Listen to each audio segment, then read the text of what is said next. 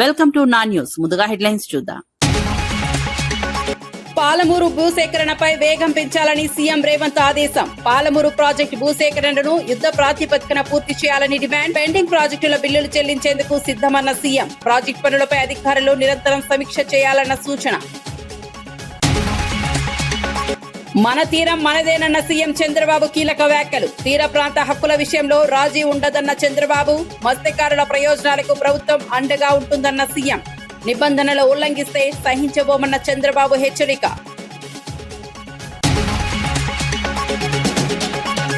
పాలమూరు ప్రాజెక్టుపై బీఆర్ఎస్ నేతలకు జూపల్లి కౌంటర్. పాలమూరును గత ప్రభుత్వం నిర్లక్ష్యం చేసిందన్న జూపల్లి. సీఎం రేవంత్ తో ప్రాజెక్టు త్వరగా పూర్తి చేస్తామన్న మంత్రి. కాళేశ్వరం కోసం పాలమూరును విస్మరించారన్న జూపల్లి. మోదీ అమెరికా ఒప్పందంపై రాహుల్ గాంధీ ఆరోపణలు. అదానీ కేసుపై ఒప్పందం చేసుకున్నారన్న రాహుల్. రైతుల యువతకు నష్టం జరిగిందన్న రాహుల్ గాంధీ. దేశ ప్రయోజనాలపై రాజీ పడ్డారన్న కాంగ్రెస్ విమర్శ.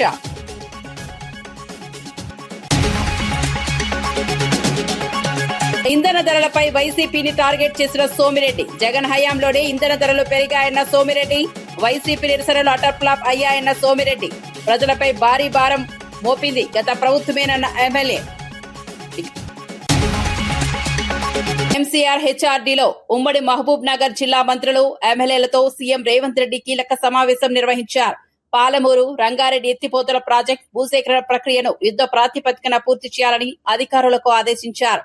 జిల్లాలో పెండింగ్ లో ఉన్న ఇతర ప్రాజెక్టుల భూసేకరణ కూడా త్వరితగతిన పూర్తి చేయాలని సూచించారు.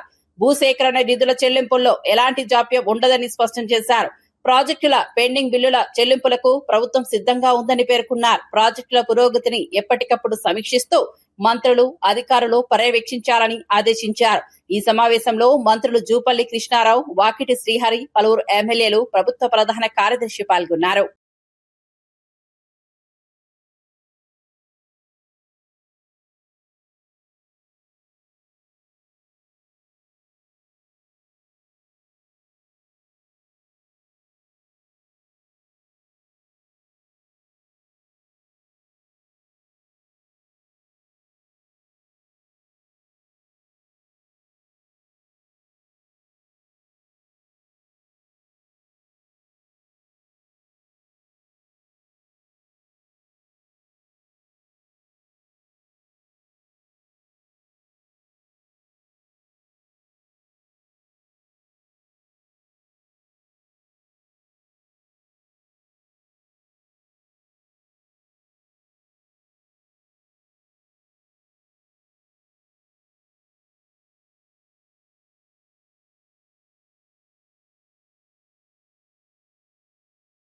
ఏపీ తీర ప్రాంత హక్కుల విషయంలో ఎలాంటి రాజీ ఉండదని సీఎం చంద్రబాబు స్పష్టం చేశారు. తీరం మనదే, బోటు మనదే, వేట కూడా మనదేనని వ్యాఖ్యానించారు. మన తీరంపై పూర్తి హక్కులు స్థానికులకే ఉంటాయని తెలిపారు. పొరుగు రాష్ట్రాల వారు వచ్చి ఇక్కడ వేట సాగించడాన్ని అనుమతించబోమని హెచ్చరించారు. తీర ప్రాంత ప్రజల జీవనాధారాన్ని కాపాడాల్సిన బాధ్యత ప్రభుత్వంపై ఉందన్నారు. మత్స్యకారుల ప్రయోజనాల పరిరక్షణ కోసం కఠిన నిర్ణయాలు తీసుకుంటామని తెలిపారు. ఎవరైనా నిబంధనలు అతిక్రమిస్తే సహించేది లేదని స్పష్టం చేశారు. చంద్రబాబు చేసిన ఈ వ్యాఖ్యలు తీర ప్రాంతాల్లో రాజకీయంగా చర్చనీయాంశంగా మారాయి.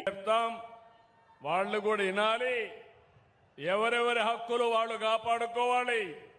వాళ్ళ కోసం మన జీవనోపాధి కోల్పోవడం కరెక్ట్ కాదని మరొక్కసారి హామీ ఇస్తున్నా.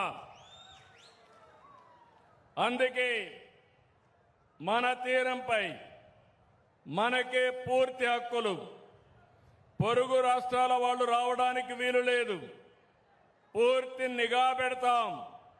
ఎవరో బార్డర్ దాటి వచ్చినా వెనక్కి పంపిస్తాం. ఇప్పుడే చెప్పా, శాటిలైట్ తిరుగుతా ఉంటుంది. బోట్ ఎంటర్ అవుతానే కలెక్టర్కి మెసేజ్ వస్తుంది. అక్కడి నుంచి ఎవరిని అలో చేసే పరిస్థితి ఉండదని మరొక్కసారి మీ అందరికీ హామీ ఇస్తున్నా. మొన్నటి వరకు పెట్రోలింగ్ బోట్లు అడిగారు. భూభారతి పేరుతో అసైన్డ్ భూములు కొల్లగొడుతున్నారని బీఆర్ఎస్ నేత మన్నె క్రిషాంక్ తీవ్ర ఆరోపణలు చేశారు. వేం నరేందర్ రెడ్డి అక్రమంగా రిజిస్ట్రేషన్ చేసుకున్న భూముల్లో మైనింగ్ నిర్వహిస్తున్నారని విమర్శించారు. 2010, 2015 ఎన్నికల అఫిడవిట్లలో లేని భూముల వివరాలు 2026 అఫిడవిట్ లో కనిపించడం అనుమానాలకు తావిస్తోందన్నారు. శ్రీ సాయి కృష్ణ గ్రానైట్స్ పేరిట ఉన్న భూములు అసైన్డ్ భూములేనని, పలు అధికారుల సంతకాలు కూడా ఉన్నాయని చెప్పారు. అందులో పాత కలెక్టర్ పాత్ర కూడా ఉందని ఆరోపించారు. ఈ వ్యవహారంపై పూర్తి స్థాయి విచారణ జరగాలని డిమాండ్ చేశారు. ఇప్పుడు వారి మీద విచారణ జరిగింది. మరి ఇప్పుడు నేను కూడా పైసలు చేసుకోవాలి కదా, ఓన్లీ వీళ్ళే చేసుకుంటారా, మంత్రులే చేసుకుంటారా, నువ్వే చేసుకుంటావా, మీ బ్రదర్సే చేసుకుంటారా, నేనేం పాపం చేసినా అని వేం నరేందర్ గారు కూడా ఇదే పనిలో పడ్డారు అని స్పష్టంగా కనబడుతున్నది. వీరు వేం నరేందర్ గారి అబ్బాయి వేం కృష్ణ భార్గవ్ గారు, వేం నరేందర్ రెడ్డి గారి అబ్బాయి వేం కృష్ణ భార్గవ్ రెడ్డి గారు, వేం కృష్ణ భార్గవ్ రెడ్డి గారు. వీరు మాలామాదిగా కాదు. కానీ విచిత్రం ఏంటంటే వేం కృష్ణ భార్గవ్ గారి పేరు మీద ఇన్ని అసైన్డ్ భూములు, ఇది భూభారతిలోకి వెళ్ళి తీసుకున్నదే. వేం Krishna Bhargav father Vem Narender Reddy, assigned land type. ఒకటి కాదు, రెండు కాదు, ఇవ్వండి. ఇదొకటి సర్వే నంబర్ 15/10 ఖాతా నంబర్ 330. ఇంకోటి సర్వే నంబర్ 7/10 ఖాతా నంబర్ 330, సేమ్ వేం కృష్ణ భార్గవ్ గారు. ఇదొక 2 ఎకరాలు, ఇదొక 6 ఎకరం, ఇది ఇంకొక ఎకరం, సేమ్ ఇవ్వండి అసైన్డ్ ల్యాండ్ వేం కృష్ణ భార్గవ్ గారు. ఇలా ఎకరాలు 1, 2, 3 ఎన్ని పాస్బుక్లు తీసినాం, 4, 5, 6, 7 ఇవ్వండి. ఇట్లా మొత్తం కొలాబరేటెడ్గా వేం కృష్ణ భార్గవ్ గారి పేరు మీద అసైన్డ్ భూములు వేం నరేందర్ రెడ్డి గారి అబ్బాయి పేరు మీద. గత వైసీపీ ప్రభుత్వం ప్రజలపై భారీ భారం మోపిందని టీడీపీ ఎమ్మెల్యే సోమిరెడ్డి చంద్రమోహన్ రెడ్డి మండిపడ్డారు. 5 ఏళ్ల పాటు పెట్రోల్, డీజిల్, మద్యం ధరలు విపరీతంగా పెంచి ప్రజల జేబులు ఖాళీ చేశారని విమర్శించారు. తమ హయాంలో 1 పైసా కూడా ధరలు పెంచలేదని తెలిపారు. జగన్ పాలనలో దేశంలోనే ఏపీలో ఇంధన ధరలు అత్యధికంగా ఉన్నాయని ఆరోపించారు. కర్ణాటక, తెలంగాణ కంటే ఎక్కువ వసూలు చేశారని విమర్శించారు. ఇప్పుడు అదే పార్టీ కూటమి ప్రభుత్వంపై ధర్నాలు చేయడం విచిత్రమన్నారు. వైసీపీ నిరసనలు అటర్ఫ్లాప్ అయ్యాయని ఎద్దేవా చేశారు. బెంగళూరు పోయేది, వస్తా ఆ చిత్తూరు బార్డర్ అవతల కర్ణాటకలో లాస్ట్ పెట్రోల్ బంక్లో ఫుల్ ట్యాంక్ చేయించుకొచ్చేది. ఎందుకంటే లీటర్కి 11 రూపాయలు మిగులుతుంది. ఒక 50 లీటర్లు కొడితే మించు 550 రూపాయలు మిగులుతుంది. అవన్నీ పోయి మీరు అదే ధర మీద, మీరు పెంచిన ధర మీద, మీ నాయకుడు జగన్మోహన్ రెడ్డి పెంచిన ధర మీద ముఖ్యమంత్రిగా మీరు ధర్నాలు చేస్తున్నారు. మేము 1 పైసా పెంచామా ఈ 2 ఇయర్స్లో? కూటమి ప్రభుత్వం చంద్రబాబు నాయుడు గారు ముఖ్యమంత్రిగా 1 పైసా పెట్రోల్ మీద కానీ డీజిల్ మీద కానీ పెంచాడా? ఇప్పుడు డీజిల్ ధర చెప్తాను.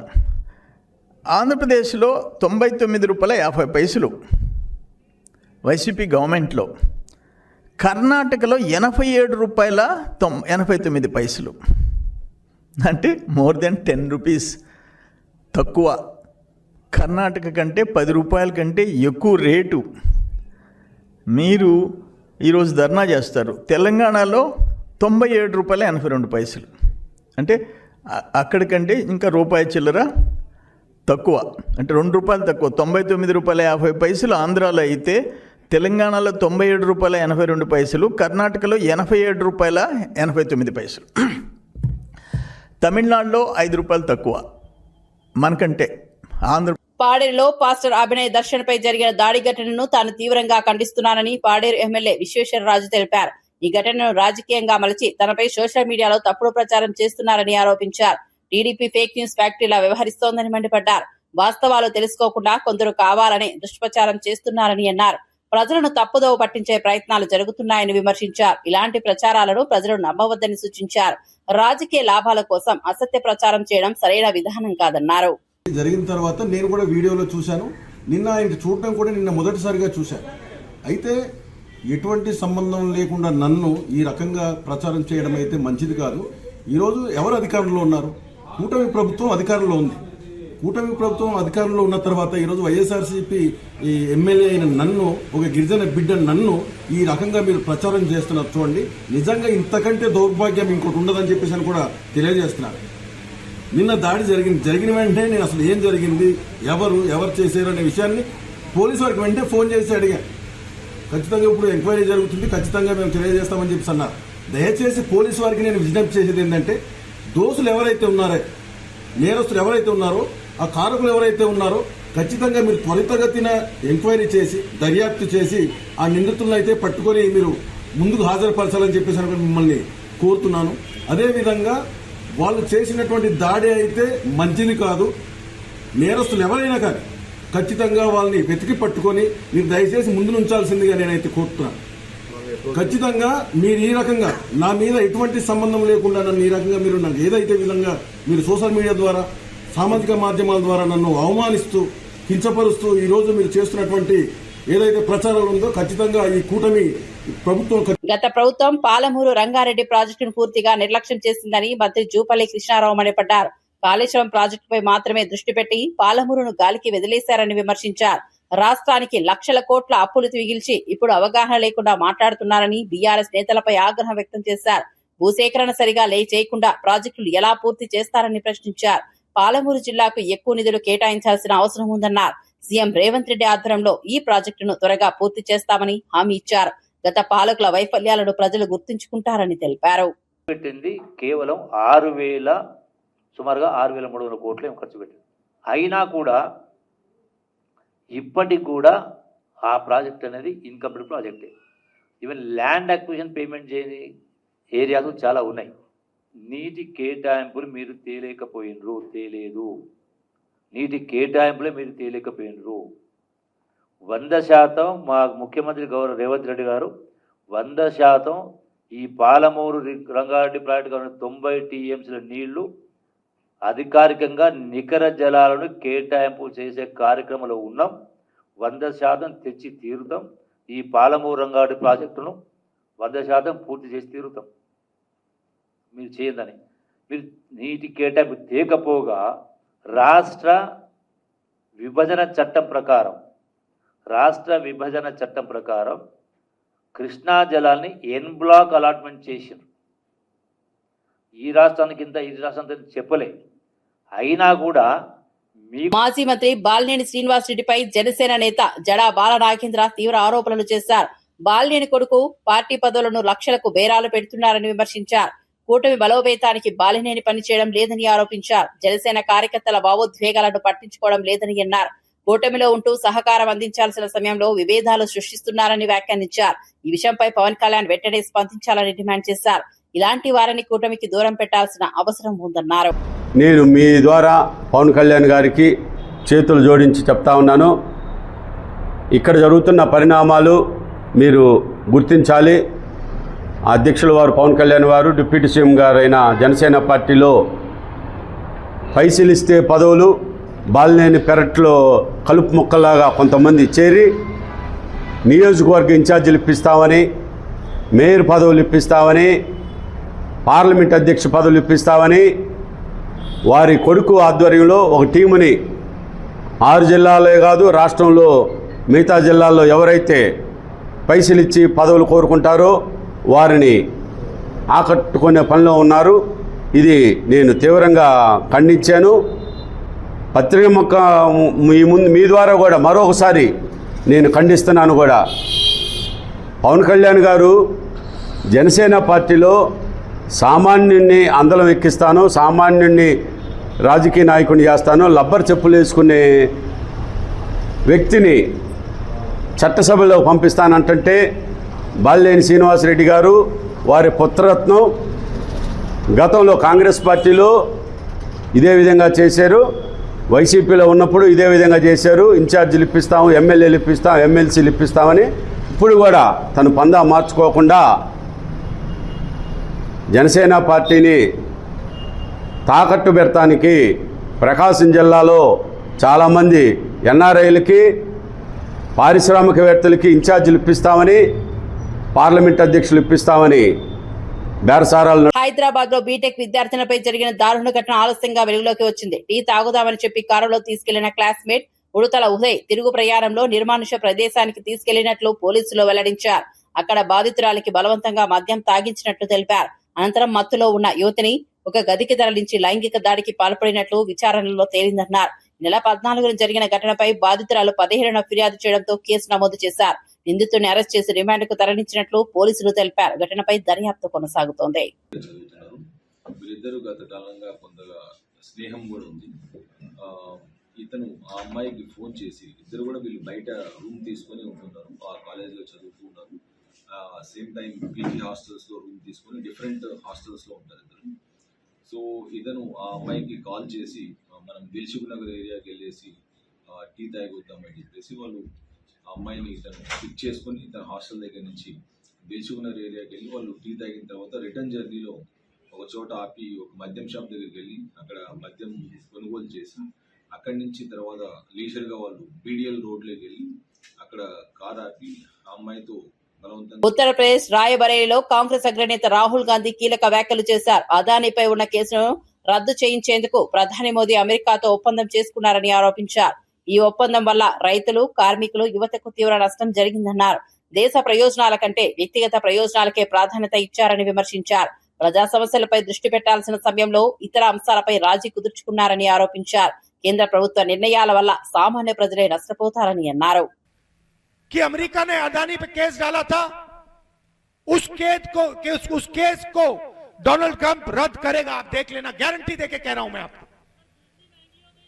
बिजली महंगी हो जाएगी, पेट्रोल महंगा हो जाएगा, गैस महंगी हो जाएगी,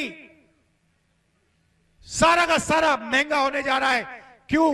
नरेंद्र मोदी की राजनीति, नरेंद्र मोदी की इकोनॉमिक पॉलिसी। अब यह सच्चाई कांग्रेस पार्टी के जो बब्बर शेर हैं जो यहां आए हैं, आपको देश को बतानी है। आपको जाकर हर व्यक्ति को बताना है। जब बीजेपी का कार्यकर्ता आपके सामने खड़ा होता है, आप उससे कहो तुम और तुम्हारे नेता गद्दार हो, आपने अमेरिका के लिए, अमेरिका के साथ सौदा किया, अपने नेता को बचाने के लिए, केस से बचाने के लिए आपने हिंदुस्तान को बेचा। ये सारे के सारे बीजेपी के कार्यकर्ताओं के आप सामने जाके बोलो, चुप हो जाएंगे सारे के सारे, क्योंकि ये सच्चाई है। भैया आपकी सरकार आने जा रही है, उसको कोई रोक नहीं सकता, आप देख लेना।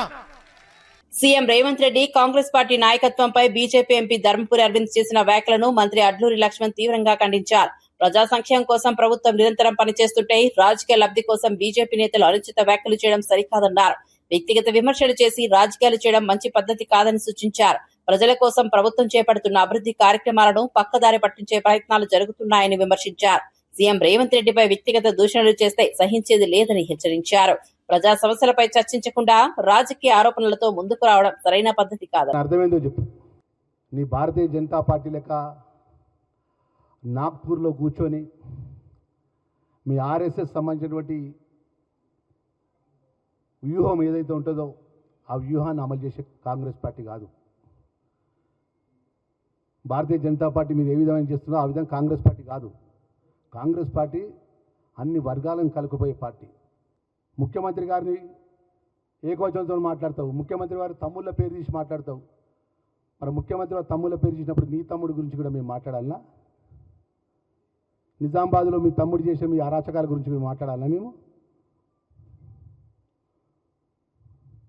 అరవింద్ గారు జరి ఇప్పటికైనా కొంచెం ఏది పడితే అదే మానేసి. జగిత్యాల బీజేపీలో అంతర్గత విభేదాలు మరోసారి బయటపడ్డాయి. పార్టీ సీనియర్ నాయకుల వ్యవహార శైలిపై ఎంపీ ధర్మపురి అరవింద్ తీవ్ర అసంతృప్తి వ్యక్తం చేశారు. ధర్నా సమయంలో కార్యకర్తలను వదిలి వెళ్లడం సరికాదని మండిపడ్డారు. పోలీసులు పిలిపించుకుని నవ్వుతూ వెళ్లడంపై తీవ్ర ఆగ్రహం వ్యక్తం చేశారు. పార్టీ కార్యకర్తల కష్టాన్ని గుర్తించకుండా వ్యవహరించడం తగదన్నారు. ఈ అంశాన్ని రాష్ట్ర అధ్యక్షుడు రామచంద్రరావు దృష్టికి తీసుకెళ్తామని తెలిపారు. బాధ్యులపై కఠిన చర్యలు తీసుకుంటామని హెచ్చరించారు. పిలిపించుకొని వాళ్ళతో ముచ్చట పెట్టుకుంటా స్లోగన్లు ఇచ్చుకుంటా కార్లో కూర్చుంటారు. వాళ్ళ కార్లో వాళ్ళ కోసం డోర్ తీస్తారు. ఇంకా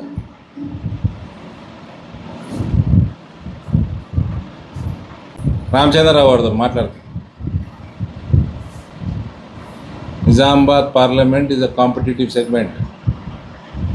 కాంగ్రెస్కి బీఆర్ఎస్కి ఎన్ని ఓట్లు వచ్చినాయో అసెంబ్లీలో మాకు అన్ని ఓట్లు వచ్చినాయి.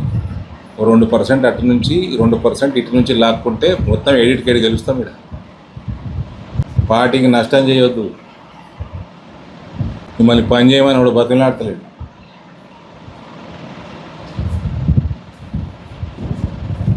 పాలమూరు అభివృద్ధిని నిర్లక్ష్యం చేసిన గత ప్రభుత్వ తీరుపై మంత్రి వాకిటి శ్రీహరి ప్రశ్నలు సంధించారు.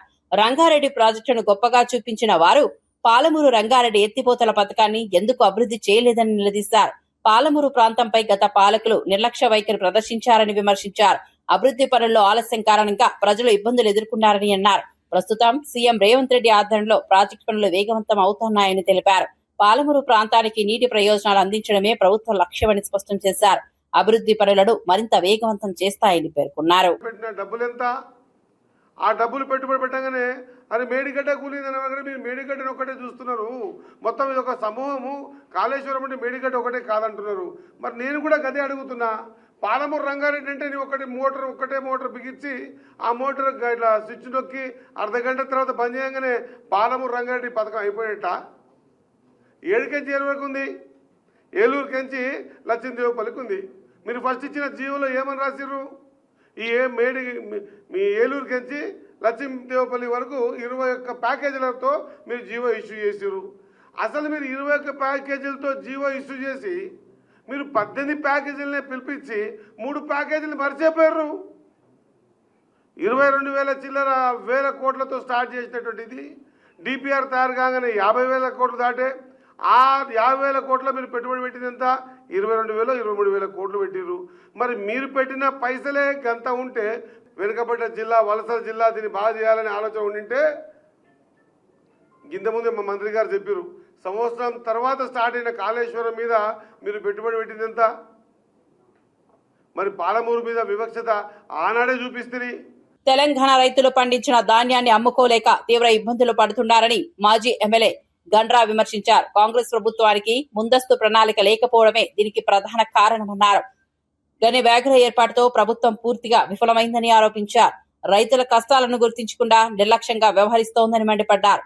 ఢిల్లీ వెళ్లేందుకు సీఎం రేవంత్ రెడ్డి సమయం ఉందని, కానీ రైతుల సమస్యలు పరిష్కరించేందుకు సమయం లేదని విమర్శించారు. రైతు బిడ్డనని చెప్పుకునే రేవంత్ నిజంగా రైతుల పట్ల చిత్తశుద్ధి చూపించడం లేదన్నారు. ఈ అంశంపై ప్రభుత్వం వెంటనే స్పందించాలని డిమాండ్ చేశారు. ప్రచారం అయితే నీకు ఢిల్లీ పోవడానికి సమయం దొరికింది. ఒక్క పూటగా రైతులు పండించినటువంటి వడ్ల కొనుగోలు కేంద్రాల్లో, మక్కల కొనుగోలు కేంద్రాలకు పోయేటువంటి నీకు సమయం లేదా? నువ్వు రైతు బిడ్డలని పెద్ద ఫోజులు కొడతావు కదా. నిజంగా నువ్వు రైతువా లేకపోతే నకిలీ రైతువా చెప్పాల్సినట్టు అవసరం ఉంది. ఇప్పుడు అర్థమైంది ప్రజలకు, నువ్వు నకిలీవి, ముఖ్యమంత్రి నకిలీ, ఈయన రైతు అని చెప్పుకోవడానికి రైతు కూడా నకిలీ రైతు అని చెప్పడానికి వేరే చెప్పాల్సిన అవసరం లేదు. ఎందుకు చెప్తున్నామంటే, రైతులు ఈరోజు మాకు గ్రామాల నుంచి ఫోన్లు వస్తూ ఉన్నాయి.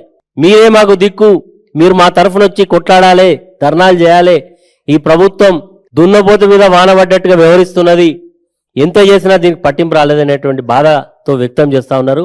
గన్ని బ్యాగులు రైతే కొనుక్కోవాలి. గతంలో ఏం చెప్పిండు? 1 కిలో ధాన్యాన్ని తరుగు తీసినా తోలు తీస్తా అని చెప్పిండు. కానీ ఈరోజు 100 కిలోల వరి ధాన్యానికి 7.5 కిలోలు కటింగ్ల పేరు మీద కటింగ్ అవుతా ఉన్నది. అది కూడా రైతే జోకాలే, రైతే కుట్టాలే, రైతే ట్రాక్టర్లు వేసుకోవాలి, రైతే హమాలి పైసలు ఇచ్చి అన్లోడ్ చేసి రావాలి.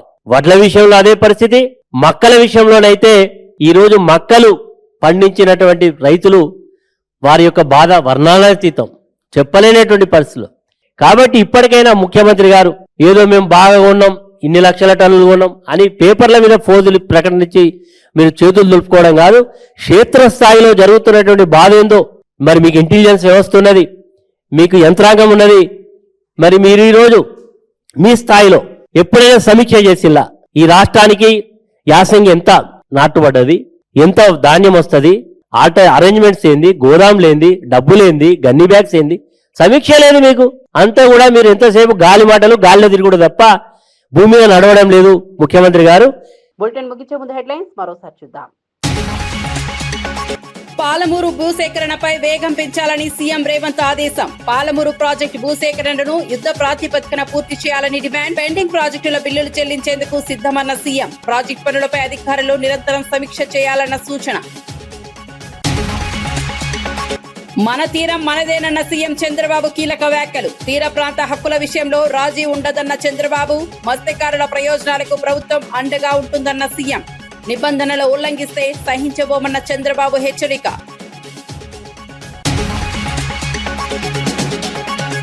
పాలమూరు ప్రాజెక్టుపై బీఆర్ఎస్ నేతలకు జూపల్లి కౌంటర్. పాలమూరును గత ప్రభుత్వం నిర్లక్ష్యం చేసిందన్న జూపల్లి.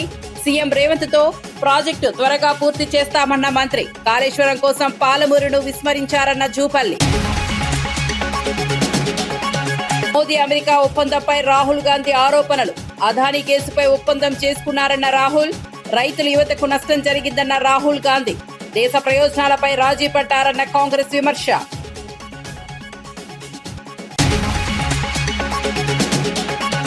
ఇంధన ధరలపై వైసీపీని టార్గెట్ చేసిన సోమిరెడ్డి. జగన్ హయాంలోనే ఇంధన ధరలు పెరిగాయన్న సోమిరెడ్డి. వైసీపీ నిరసనలు అటర్ ఫ్లాప్ అయ్యాయన్న సోమిరెడ్డి. ప్రజలపై భారీ భారం మోపింది గత ప్రభుత్వమేనన్న ఎమ్మెల్యే.